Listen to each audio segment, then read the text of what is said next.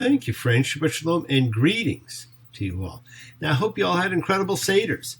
And whether you're able to see anyone or just did it virtually, as was advertised this year, or in your own household, like 3,500 years ago, it's an event that is recreated more than any other religious or spiritual observation. Why, I would rank it as being even more popular than spinning the dreidel, which some think is the most popular game in the world.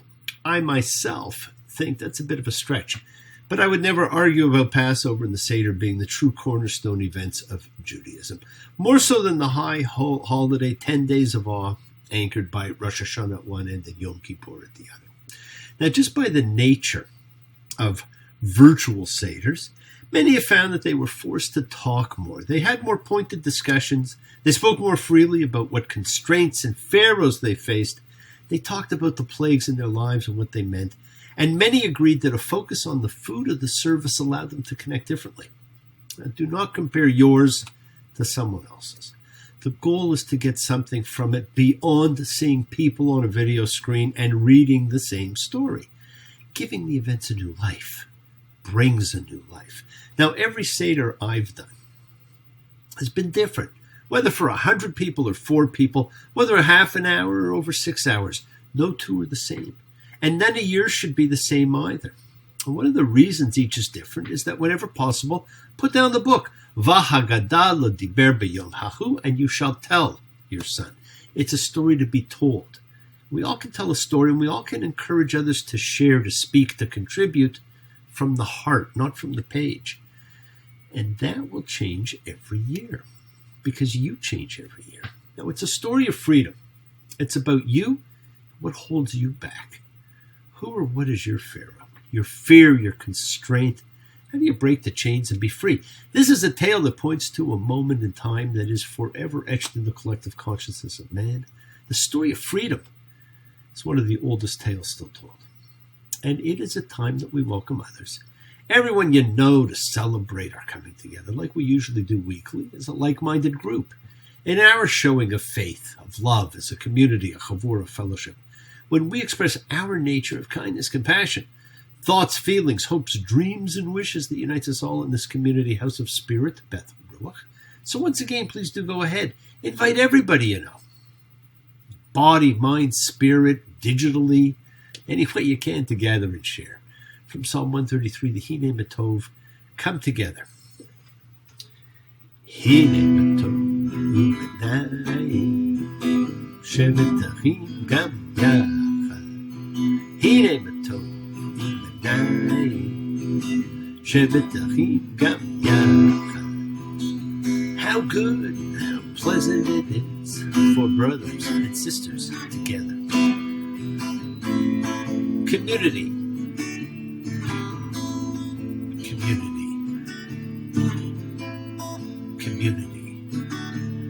Together. Because as a community, we come together and we all spread love, goodwill, fellowship to the world. Just as, we know that it just gets out there and does its good. And as we generate a spiritual connection, it works to unite each of us together as a whole. And when we do that, we send healing and renewal energy out to the world. So let's send special prayers right now for all the people in your heart and in your mind that you know. For Joseph, for Mary, for Ivan, Maddie, for Gloria, for Ben, for the bee, for the world right now. It sure seems to need it. And for everybody you know in need of renewal. So just send out the love that you feel and the renewal and the goodwill and healing to them. And make sure you include yourself, because you need renewal too. My friends, it is the kindness, healing, wishes, goodwill, and love that we all send out. It just circles the world, finding those in need. So thank you, each of you, for all you do, for all you care. Because the world is a world of spirit, and spirit, my friends, never dies. Shabbat Avoteinu Makor HaBracha Limotenu, may the source of strength bless the ones before us.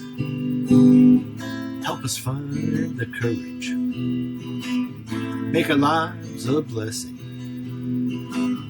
The renewal of body, the renewal of spirit. Let us say, Amen. Misha Baruch, let us all have our spirits renewed. May he who blessed, because healing is a blessing, it's a chance to help the world. So let me thank you, because you're all devoting a little of your sacred time in your sacred space to me and to the world, and I'm appreciative of it, because this is what your time is. It is you spending sacred time honoring your own beliefs, and they're just yours. If you can take a full day for it, that's great, but if not, just a little bit can be part of your intention. It's your Kavanaugh that you send out to the world. Now, right now, we're in the midst of what's known as the Chol HaMoed, the intermediate days of the holiday. There's two holidays that have intermediate days, this one and Sukkot. During the intermediate days, we do not read a fresh part of the Torah. We reread an older one. In this case, we reread a bit about Moses and the second tablets and his shining face. Now, it just so happens, we also have April Fool's Day and the second half of the Twin Festivals of Freedom. So Good Friday to everyone. Now, we have Good Friday and Easter Sunday, and there's even an Easter Monday. Good Friday commemorates the crucifixion of Jesus, and Easter Sunday, also known as Resurrection Sunday, is the schism that took place between Judaism and Christianity, and that schism is the resurrection. So if Good Friday is the day of Jesus' crucifixion, what's so good? Now, it's not named for good the way we think of good. Now, some sources see its origins in the term God's Friday, or Gottes Freitag. Others maintain that it is from the German Gute Freitag, a good day to all. Good day, sunshine. Good day, sunshine. Good day, sunshine. I need to laugh. And when the sun is out, I've got something I can laugh about. I feel good in a special way. I'm in love and it's a sunny day. Now, whether it's a sunny day or not, let's hope it's a good day. Now, of course, every day is really one of God's days. And just like people have been insistent on finding the path of Exodus, the dimensions of the tabernacle, the evidence of the plagues and the splitting of the Red Sea, there are those who fastidiously try to figure out exactly when these world-shattering events on Easter took place. So a study was made of the years 26 through 34 in the Common Era. Now, we know the Jewish day begins at sundown. We also know when Passover begins in the Hebrew calendar. And so reconciliation has to be done between the Julian and the Jewish calendar.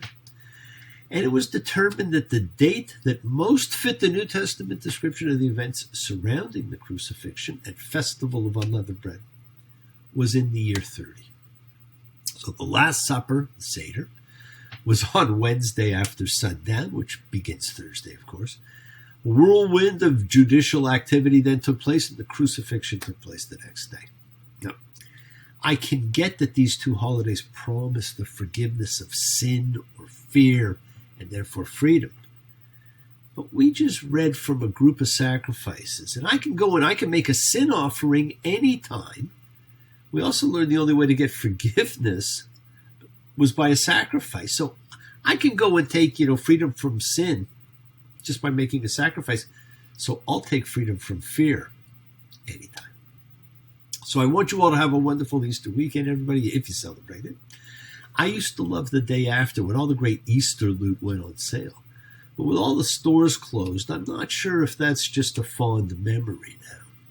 Now, these intermediate days are the days to think about what the holiday represents. And in this case, because they're combined and they're always so close together because they represent the same thing, it's about freedom, it's your chance to be free of fear, free of the Pharaoh that holds you in Egypt, in Mitzrayim, in confinement, in constraint. These are the days by the sparkling river. His timely grace and our treasured find. This is the love the one magician turned the water into wine. These are the days, my friends. Now, you've just celebrated the most important holy day in the Bible, the day to celebrate freedom. It's not a physical thing. You're physically free. It is your mental freedom, your spiritual freedom, your emotional freedom, your freedom to choose.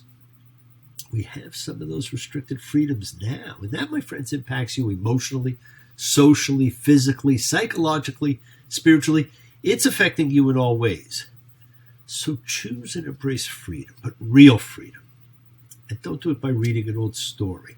Now, I love Passover for what it represents. But like most things, there are great things and odd things about it. And I think the oddest thing, and it's what people sometimes fixate on, is we begin to count this strange animal known as counting the Omer. All that was a measure of grain. And sometimes we focus on it and its countdown and not its purpose. It really celebrates one thing only, the Great Epiphany, the Ten Commandments, the revelation to 600,000 people, a celebration of the great rules of life that free you. And it's sometime in our history, and when we were still putting our liturgy together, we didn't really have any liturgy then. Those rules, the Ten Commandments, were actually recited daily, along with the testament to monotheism, the cornerstone prayer of Judaism, the Shema. Shema Yisrael, Adonai Eloheinu, Adonai Echad. Listen, O Israel, the Lord is God, there is but one. Now, what a statement that is. What more actually needs to be said ever? It sums up everything. Friends, there's only one God. It's the same God for all. And Israel was not a geographic reference. It was the description of any who wrestled with God and spirituality in their life. And I think that covers all of us. Now, if you're looking just to have a little spirituality in your day, I would encourage each of you to do nothing other than that. Just read the Shema, those 6 little words, and the 10 Commandments every day. It's an acknowledgement of the one Creator. It's simple rules for life, and you will be freer than you can imagine. You'll live life with respect for all, and you will radically alter the trajectory of your own existence. And remember, the new permanent calling card of God was not as a creator, but as a liberator. He's always introducing himself. I'm the Lord your God who brought you out from the land of Egypt, from a house of slaves. You shall have no other gods. You shall make no statue of any form, that is, no graven image. You shall not bring up the name of the Lord your God for a falsehood. Do not make a false oath, my friends. We know it is speak God's name in vain. Remember the Sabbath day to make it holy. Honor your father and your mother. You shall not murder. You shall not commit adultery. You shall not steal. You shall not testify against your neighbor as a lying witness. You shall not covet. These are simple rules for life. The first 3 are about our relationship to divinity. The next 2 are a bridge between the divine and the mundane, between our souls, our roots, and our bodies. The final 5 are about how we relate to fellow humans. Who can't follow 5 rules for how to relate to humanity? Who wouldn't want those 5 applied to themselves? If you don't do anything else, that's enough for us to be friendly with each other and honor each other. God created the world and all the people the same, to be the same, to be one, to be different parts of a greater whole, as it was in the beginning, so we hope it will be in the end. Just seems to be taking us quite a while to get there. Now, we praise God, we do faith and hope in faith, and moreover, there is a faith component to everybody's life, including atheist lives. Now, in addition to this being the time of freedom, there's also something else that takes place during the holiday, because the last day of Passover is also one of the times of the year to do Yizkor, the public mourning. A week later, we have Yom HaShoah, Holocaust Remembrance Day. So when lighting a Yizkor candle, my friends, please also light a candle for the martyrs of the Holocaust. Now, the word Yizkor, we've talked about it before because it's done 4 times during the year. It means to remember, and it refers to a special prayer said on behalf of family members and others who've passed. It's an opportunity for living relatives to have an elevating spiritual impact on the soul of a departed loved one. For the person saying Yizkor, it can be a very important reflective moment. Now, originally it was said only once a year, like I said at Yom Kippur, but now it's said 4 times. Yom Kippur, and the 3 festivals of Passover, Shavuot, and Sukkot. Now, Yizkor can be recited on behalf of any relatives, though people are most often found saying it on behalf of those for whom Kaddish is said, which would be parents, children, siblings, spouse. Although the Yizkor service is actually very brief in the synagogue, you'll often see all congregants other than those who will be saying Yizkor get up and leave the synagogue while it's said. It's not a requirement, and you can all still participate, even if it's just to honor those you want to say a remembrance for. Now, it's also not necessary to be done in a synagogue as part of a service. Anybody can at any time say Yizkor privately at home. The honoring and remembering of anyone sends energy out to the universe and is actually something we often do. It is a special remembrance, and it is an elevation of their souls. We remember them. The rising of the sun and its going down, we remember them. At the blowing of the wind and the chill of winter, we remember them. The opening of the buds and in the rebirth of spring, we remember them. The blueness of the skies and the warmth of summer, we remember them. At the rustling of the leaves and in the beauty of autumn, we remember them. At the beginning of the year and when it ends, we remember them. As long as we live, they too will live, for they are now a part of us as we remember them. When we are weary and in need of strength, we remember them. When we are lost and sick at heart, we remember them. When we have joy we crave to share, we remember them. When we have decisions that are difficult to make, we remember them. When we have achievements that are based on theirs, we remember them. As long as we live, they too will live, for they are now a part of us as we remember them. We are each different. We each observe in our own ways. And a non-communal, quiet, personal way is as good as any way. We are brokenhearted, and we mourn for those we love. And when the broken-hearted people living in the world agree, there will be an answer. Let it be. For though they may be parted, there is still a chance. They will see. There will be an answer. Let it be. Let it be. Let it be. Let it be. Whisper words of wisdom. Let it be. Now, I tell those who ask that the effort to say Yizkor, it's a beautiful statement of respect for the departed. But for people who are not familiar with the prayer service and who may not read Hebrew, there are always people in a synagogue ready to help you learn how to say Yizkor. It's a time to honor the members of your family, of your community, those you knew, those you heard about, those whose paths you never crossed, and the martyrs and freedom fighters of history, to honor, to elevate the spirits of them all. And these days, of course, on the internet, you can get English versions, transliterated versions. You can do it at home. And I encourage you to do it. Judaism does not spend a lot of time talking about the afterlife. Perhaps a little more this year than others, when mortality is a real issue. But most people get most of their knowledge of it from movies or TV. It's been an important part of the study of Judaism, but not disseminated very well. It's still primarily in the realm of rabbinic studies, of the mystical parts of Judaism, and it primarily exploded knowledge-wise in the Middle Ages. Prior to that, there wasn't a lot written about it. We come into this world composed of 3 parts: the body, the personality, and the soul, each with a different time frame of existence. The essence of every human life is the soul, and after death, the soul lives on. Yizkor is about life, death, and eternity, about the core mission we all share to bring light, life, knowledge, and goodness, and kindness into the world, about the unequaled bond and timeless connection between you and someone you loved and still do. Yizkor is far more than a ritual or a prayer. It is a gift from your soul in this world to the soul of your loved one in the next. Each of us is a blend of physical and spiritual, body and soul, The Hebrew word for soul comes from the word meaning breath. So when God created the first human being, he breathed a soul into the physical body. The breath of God is the source and essence of the soul, and there's a circular relationship between us and God, as God's out-breath is our in-breath and our out-breath is God's in-breath. Judaism does not view the soul in the realm of the spiritual as the exclusive domain in which to live life.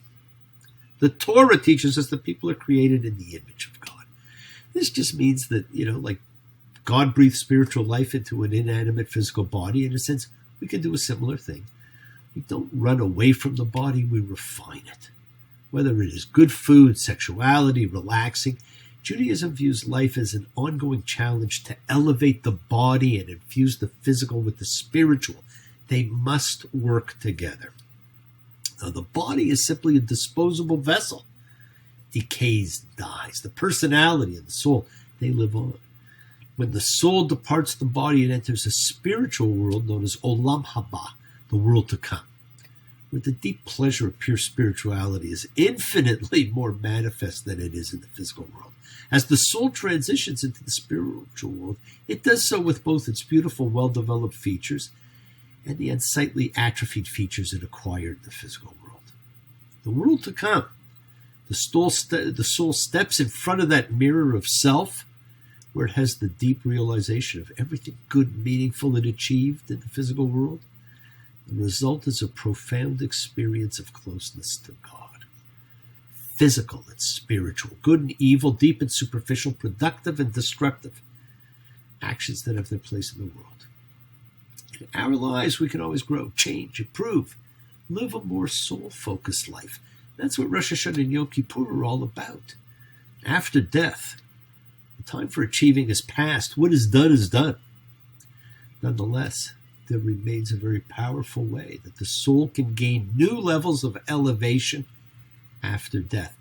The living have the ability to enhance the condition of a departed soul in the afterlife, and that's where Yizkor comes in. That's where the idea of remembrance is founded on two fundamental Jewish beliefs: that the prayers and actions of people in this world can have an elevating spiritual effect on the souls of the departed, and that a primary mission in every person's life is to make the world a kinder, better, more beautiful place. And this pursuit of goodness and kindness is known as Olam Chesed Yibana, to build a world of kindness.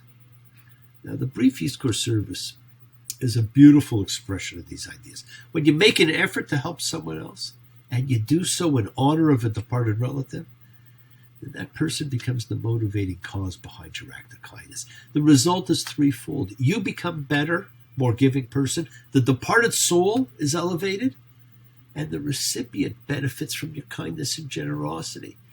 So I want you all to take a minute and think of whoever you wish to remember and say their name. May God remember the soul of who's gone on to her or his world, because without making a vow, I will give to charity or provide a service on her or his behalf as reward for this. And in their merit may her or his soul be bound in the bond of life together with the souls of Abraham, Isaac, and Jacob, Sarah, Rebecca, Rachel, and Leah, the patriarchs and matriarchs of our faith, and together with the other righteous men and women in the Garden of Eden. And let us say amen. Now, bless you all. Have a fantastic week. A week of love and light, a week of peace. Work on manifesting your new year, your new life, with all your newfound freedom. The freedom to be you, all in self-imposed isolation, of course. And honor and remember the people in your life. And honor the journey you're on. Honor yourself. Friends, keep your eyes open to what you may not be seeing. And keep your ears open and listen to the world around you. Because we set in motion everything that happens in our lives. Our intention, our kavanah, our cause, our effect, everything's linked. We undertake and perform the Passover Seder, and we say the Yizkor, remembrance prayers, and have done so for 3,500 years because they are a tradition. Tradition is something you hold on to, especially during bad times, until good times can come back, which they always do. And through your use of tradition and rituals, you remember who you are, where you came from, what you've come through, and you enhance the connection to all who came before and all who will come next. So thank you all. Be happy, be healthy, be helpful, be kind, be loving, my friends. And print your will on the blank canvas of life. And please light a candle and elevate the souls of those who came before. And join us next week when we return to our regular weekly show and witness the first ordination ceremony of the priesthood. May God bless and keep you always. May your wishes all come true. May you always do for others and let others do for you. May you build a ladder to the stars and climb on every rung. May you stay forever young. Shabbat Shalom and blessings to you all. Thank you and have a fantastic Easter weekend, my friends. Bye.